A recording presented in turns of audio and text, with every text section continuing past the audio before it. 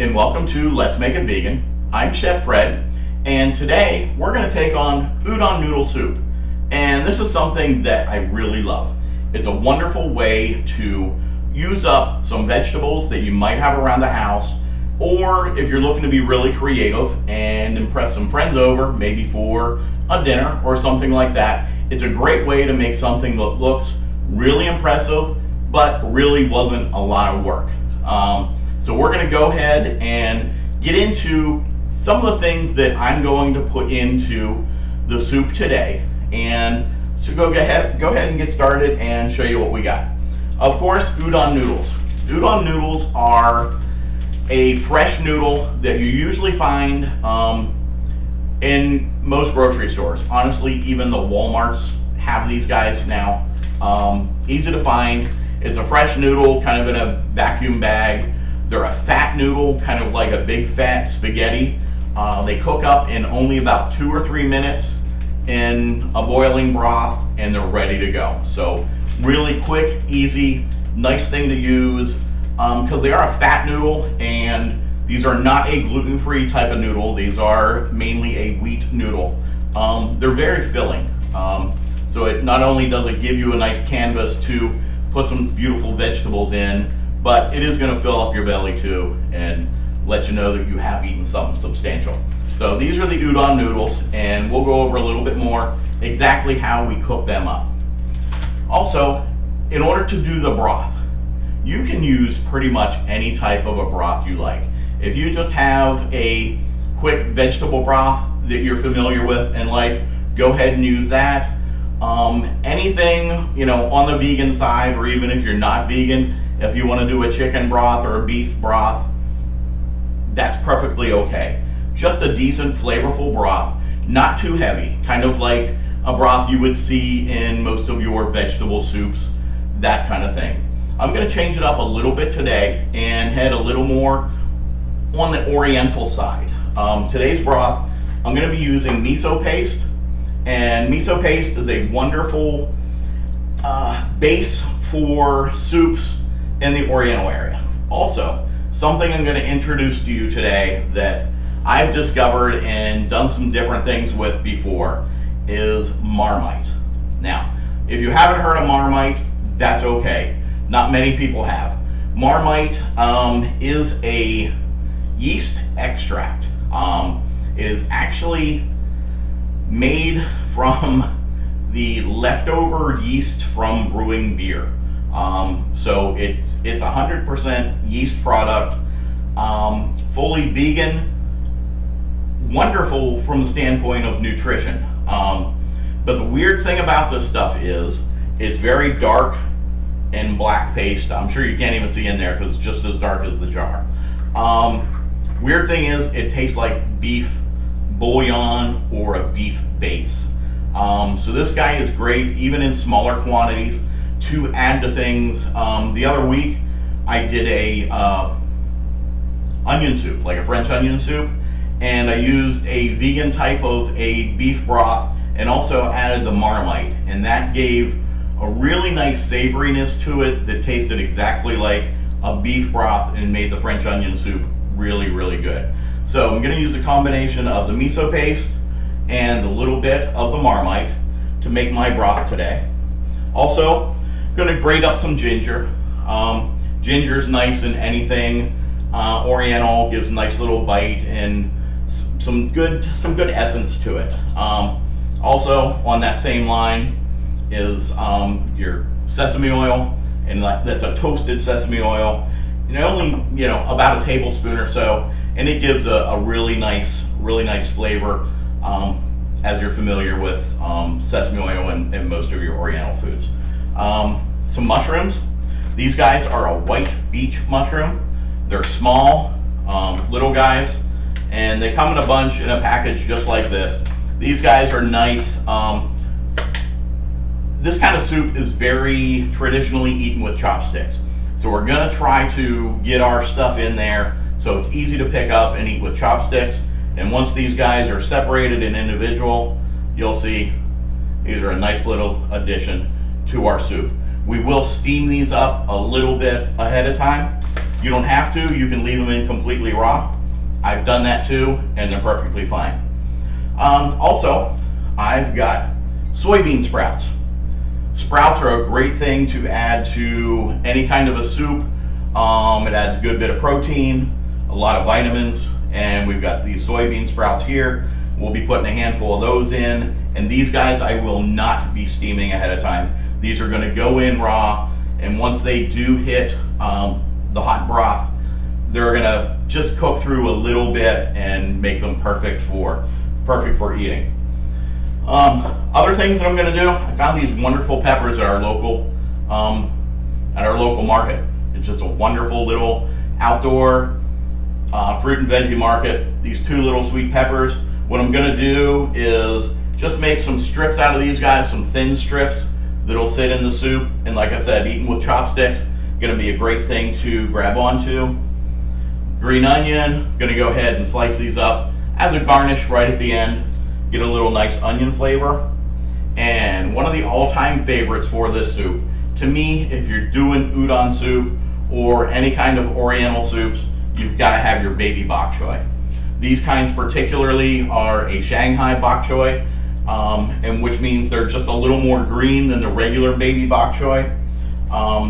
And the regular baby bok choy is going to be more white, and then just with the green sides, these guys are a little more green on the body also. And just an interesting thing, they call this baby bok choy. It's actually not baby bok choy. Well, it's bok choy. It's not baby. There are different varieties of bok choy.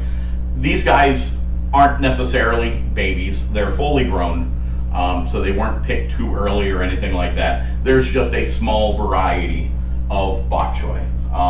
And these guys, we're just going to trim the bottoms off these. Probably some of these bigger leaves like this are going to fall off, and we'll be left with a nice little center on here also that's great for presentation in your soup and things like that. So we'll get these guys trimmed up, and these will also be steamed along with the peppers. So we are going to steam a couple things ahead of time.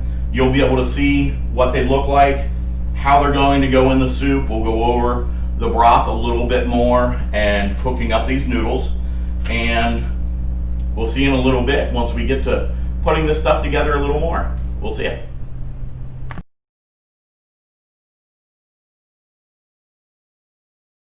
Okay, here we are. We're over at the stove. Got the steamer getting hot and ready here. Got all my vegetables. Got the bok choy and peppers just cut into just small little slices there.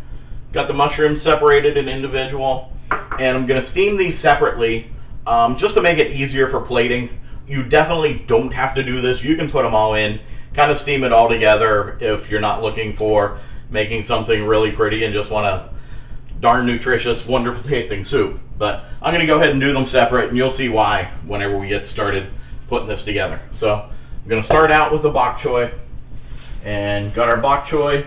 Most of the leaves are separated, and these do not take very long to steam. And as you're cutting the bottoms off of here, you do come up with a wonderful, nice little heart on these guys that plate up really well and look nice and pretty.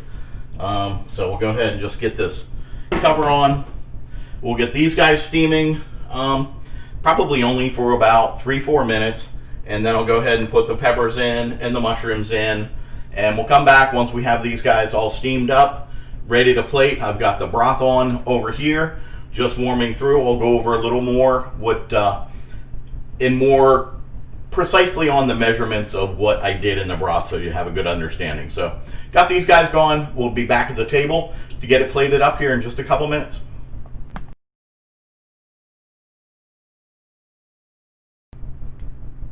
Okay, here we are. We've got all our veggies steamed up, ready to go over here for plating. I've got 3 cups of our broth, and basically just to go over what we did with the broth.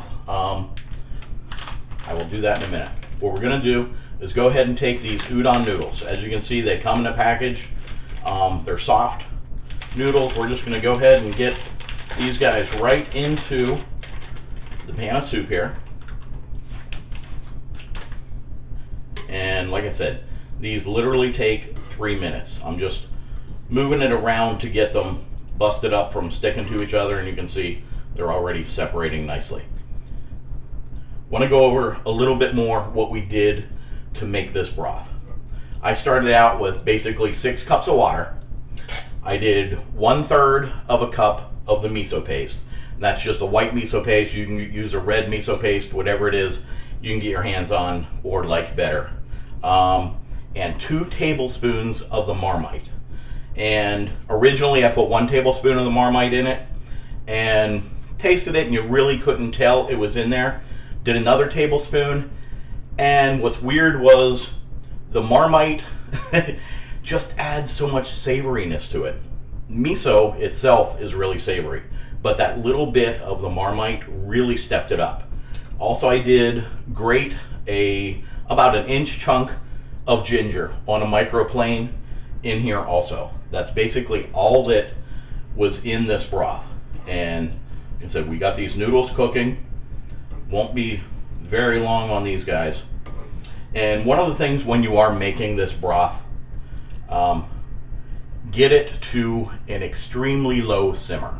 You don't want to have this at a rolling boil whatsoever. Anytime you're using the miso in any kind of a soup, please don't boil it. It breaks it down. It affects the flavor. So anytime you're working with that, just bring it up to just under a boil where you know it's gone. I mean, you can see the steam coming off here, but it's not rolling and rolling. So we've got these guys in here literally for 2-3 minutes. Not sure how much I've been talking, but we're pretty darn close. And what we're going to do is just go ahead and get our broth and the noodles in the bowl here. And as you see, this is a bigger kind of bowl, and what we want is to be able to, be able to fit our vegetables around the outside and make it look pretty good. I think we're probably there. These guys look good.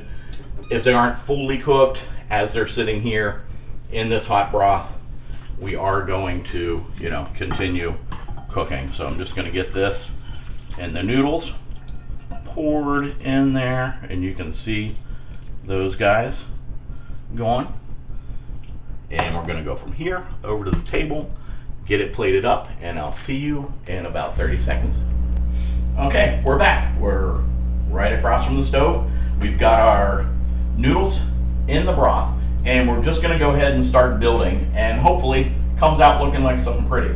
So I'm going to take some of these bean sprouts, get these guys sitting on top, and these are going to float and give a little bit of a nicer canvas for some of the other things to go on. Our baby bok choy, go ahead and set some nice pretty ones there, and then we've got some of the individual leaves, and we'll get these kind of just sit out and around. And like I said, we're going to be eating this with the chopsticks, so we don't really need them to be too good. We'll get some of the red peppers, some of the yellow peppers along here. And these guys are just somewhat steamed. They're not mushy, they're just a little bit flimsy, not totally 100% cooked through. We do have some of these mushrooms, and these guys literally took about 30 seconds to get a little steam on these guys.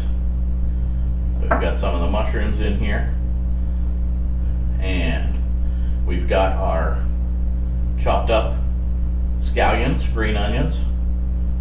Get that on top. And to finish it up, let's go ahead and do a little bit of drizzle of our toasted sesame oil.